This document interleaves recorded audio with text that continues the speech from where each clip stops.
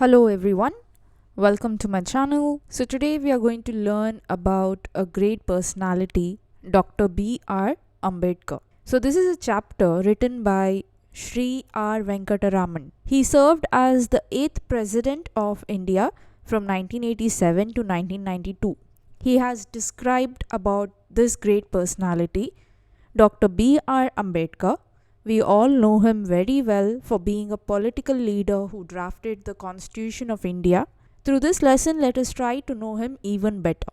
One trait which marked Babasaheb during his student days and, in fact, throughout his life was that he was a voracious reader. He had an insatiable thirst for books. He bought books by curtailing his daily needs. In New York, he is said to have purchased about 2000 old books, and it is recorded that at the time of the second round table conference in London, he bought so many books that they had to be sent to India in 32 boxes. So one quality of Babasaheb that is mentioned here, and it is that he was a voracious reader.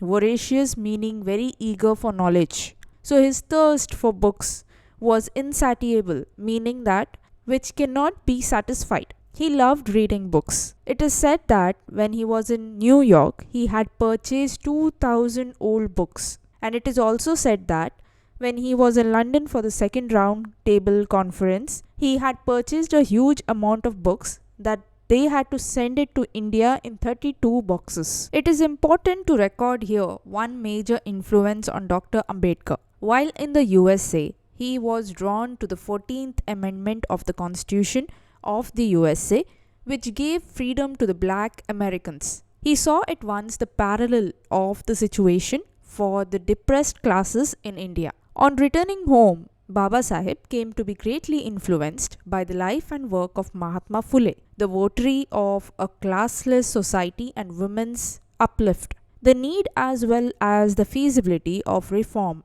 impressed itself on Babasaheb's mind, and he decided to devote all his time and talents for the amelioration of his underprivileged brethren. Newspapers started by him, such as the Mook Nayak, Bahishkrit Bharat, and Samata, were at once recognized as authentic voices of the depressed classes. Likewise, institutions set up by him, such as the Hitakarini Sabha and the Independent Labour Party of India, became vehicles of change. During the same period, Gandhiji was pioneering his epic reform of Indian society, which included the uplift of depressed classes whom Gandhiji had termed Harijans. So when he was in the USA, he was very interested in the 14th Amendment of the Constitution of the USA, which gave freedom to the black Americans. He immediately thought about the depressed classes in India. He saw similarity. After he returned to India, he was greatly influenced by the life and work of Mahatma Phule.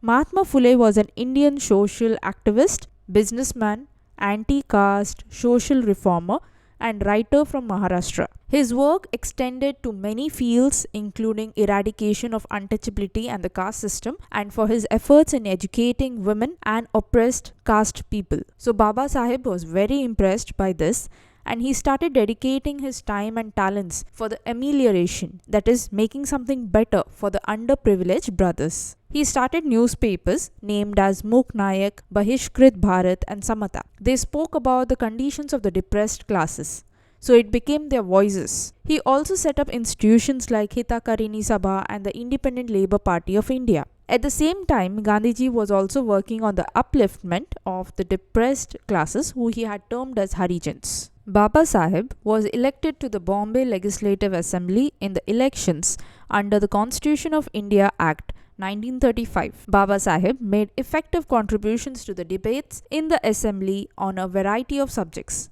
His flair for legislative work became evident to the whole nation. Soon the Constituent Assembly of India afforded Dr. Ambedkar the opportunity to give the most notable and permanent shape to his social philosophy and to his undying faith in the dignity of human beings. Babasaheb was not in the Congress, but it must be said to the credit of the far-sighted and objective leadership of the Indian National Congress that it requested Dr. Ambedkar to serve on the drafting committee of the Constituent Assembly and made him its chairman. So under the Constitution of India Act 1935, Babasaheb was elected in the elections to the Bombay Legislative Assembly, and during this assembly he made many contributions to the debates on variety of topics, and his flair, that is his talent for legislative work, was shown to the entire nation. People recognized his works. Babasaheb was not a part of the Congress, but the INC, that is the Indian National Congress, they requested Dr. Ambedkar to serve on the drafting committee of the Constituent Assembly and made him the chairman of it. They shared the similar idea of social philosophy,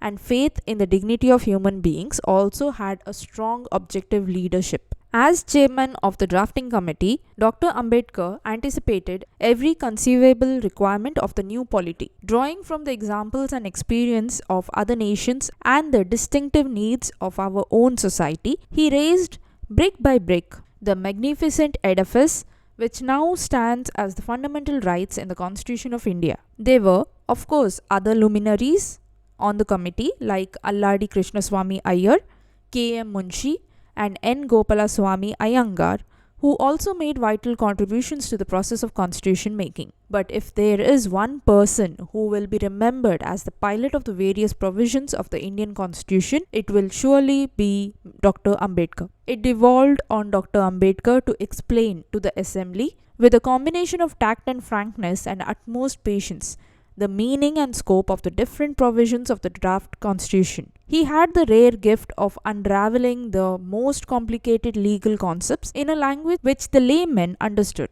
Dr. Ambedkar, aided by the indefatigable constitutional advisor B. N. Rao, performed this task matchlessly. So after he became the chairman of the drafting committee, he made sure that he saw through all the requirements of the process of the constitution. He referred to the examples and experiences of other countries, and also he kept in mind the needs or requirements of our own society, and using all these, he created an edifice, meaning a structure or a system of beliefs which we now know it as our present fundamental rights in the Constitution of India. Luminaries or experts like Alladi Krishnaswamy Iyer, K.M. Munshi, and N. Gopalaswamy Iyengar were also a part of the committee who made important contributions in the process of making the constitution. But whenever we speak about the constitution, the name that pops is of Dr. B R Ambedkar. Babasaheb explained the meaning and scope of the different services of the draft constitution in such a way that a layman would understand. Layman meaning a non-expert who doesn't have knowledge on that particular topic. So all the complicated legal concepts were explained to the assembly in a very simple, understandable way. So Babasaheb was gifted in that way. B. N. Rao, he was the never giving up constitutional advisor. So he, along with Babasaheb, performed this task perfectly. Dr. Ambedkar had a clear perception of the mutuality of the three pillars of state, the legislature, the executive, and the judiciary. He realized that the jurisdiction of each should be clear and untrammeled. At the same time, he had a sense of the importance of the role of citizens. The following observation he made is significant. The Constitution is a fundamental document. It is a document which defines the position and power of the three organs of the state: the executive, the judiciary, and the legislature. It also defines the powers of the executive and the powers of the legislature as against the citizens, as we have done in our chapter dealing with fundamental rights. In fact, the purpose of a constitution is not merely to create the organs of the state, but to limit their authority, because if no limitation was imposed upon the authority of the organs, there will be complete tyranny and complete oppression. Jawaharlal Nehru chose Dr. Ambedkar to be the first law minister of independent India. This was a recognition of Dr. Ambedkar's skills in the field of law and legislation, as also a tribute to his vision of social justice, a vision which was sought to be infused into the new Indian polity. But above all, this was a tribute to the success of Babasaheb, Dr. Ambedkar's own campaigns against social injustice. Who could have dreamt that one born to a Mahar family would one day become not only a law minister, but a law maker and be hailed as the modern Manu? Ambedkar had a clear understanding of the relationship of the three pillars of state, that is the legislative, the executive, and the judiciary. He knew that these helpers or pillars should not fight or boss each other around. They should only do their own jobs. And most importantly, they should never be unfair to the people. Untrammeled, meaning not deprived of freedom or expression. So he knew the importance of the role of citizens. The Constitution is a fundamental document. It is a document which speaks about the power and position of the three organs or helpers of the state. Babasaheb said that there are three big helpers who run the country: the people who make rules, that is legislature; the people who follow and do the work, that is executive; and the people who check if rules are fair, that is judges or judiciary. That's why the Constitution was made, because it says what each helper or pillar can and cannot do, so no one becomes too powerful or unfair. Jawaharlal Nehru chose Ambedkar to be the first law minister of independent India. Now, this post that he earned was due to his skills in the field of law and legislation, as well as his vision of social justice. Mostly, we can say that this position was a tribute or recognition of his campaigns that he stood against. No one thought that Ambedkar, who was born to a Mahar family — Mahar is a caste which was considered the lowest of the low — would one day grow up and become not just a law minister but a lawmaker and be famous as the modern Manu. In the 4 decades and more since independence, much progress has been achieved in providing equality of opportunities to the people. Members of the scheduled caste find doors which had been closed to them for centuries being opened. No legal bars exist today for self-expression or self-advancement. They are enrolling themselves in institutes of higher learning and entering public services. They have come to occupy high offices of state, both at the center and in the states. Judges, ambassadors, and governors have been drawn from their ranks, and they have acquitted themselves creditably in all these positions of responsibility. And yet, much remains to be done on the social plane. The annual reports of the Commissioner for Scheduled Caste and Scheduled Tribes list several violations of the law and several instances where, notwithstanding the statute book, members of the scheduled caste have been discriminated against. Babasaheb Ambedkar's work will be truly complete only when social discrimination is completely eliminated from our society. So after independence of India, a lot of development is seen in providing equality of chances, opportunities to the people. Scheduled caste people have earned their way into the world, which once had kept them away. They are taking admissions in high learning institutes as well as they are entering public services. They even have entered into the offices of the state, both at the center and in the states. They have shown complete dedication towards their duties, be it as a judge or governor or ambassadors. But still there is lot to achieve. According to the annual reports of the Commissioner for Scheduled Caste and Scheduled Tribes, there are plenty of violations of the law. So the discrimination is still going on in some places. Unless and until there will be complete eradication of the social discrimination, till then Babasaheb's work is incomplete. Babasaheb Ambedkar always stressed the importance of constitutional methods to achieve social objectives. In an interesting observation, he once described the methods of civil disobedience, non-cooperation, and satyagraha as the grammar of anarchy. The observation assumes importance in the context of public agitation in free India. It is one thing to utilize these methods in a struggle against an alien power. The right to rebellion is recognized against a government without people's consent, be it alien or national dictatorship, but not in a democracy based on free and fair elections. Misdirected and volatile, such agitations invariably result in the loss of lives and public property. About 2500 years ago, the Buddha had questioned the caste divisions in India. He said, "The only valid divisions are the divisions between those who are noble and wholesome and those who are ignoble and unwholesome." The Tamil poetess Avvai had said similarly that there are only two castes in the world, namely the charitable who give and are superior, and the misers who do not and are therefore inferior. Throughout the course of Indian history, great sages and saints exposed the hollowness of these divisions and sought to bring all the communities of India together in a creative partnership.